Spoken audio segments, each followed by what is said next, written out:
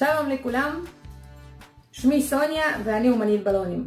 יש לי ערוץ באומנות בלונים ברוסית, ששם אני עושה מלא עיצובים ומלמדת את האנשים, ואז פנו אליי עם הרבה בקשות שאני אעשה אותו דבר בעברית.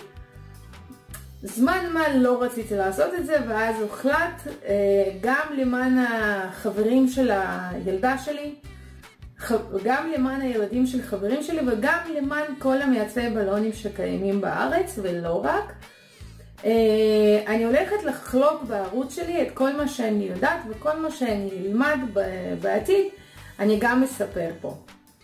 אז תירשמו בערוץ, תעקבו אחרי הסרטונים. אני מאוד אשמח לחלוק את הניסיון שלי בבלונים איתכם.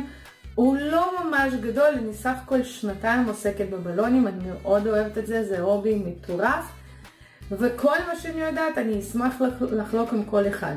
לו ואתם יודעים משהו שאתם צריכים ואין בערוץ, אתם מוזמנים לרשום לי בתגובות, אשמח מאוד להסביר, כמו איך משתמשים בדבק חם, איך עושים מעמדים, איך עושים טוויסטים, כל מה שאני יודעת אני אחלוק אתכם בערוץ.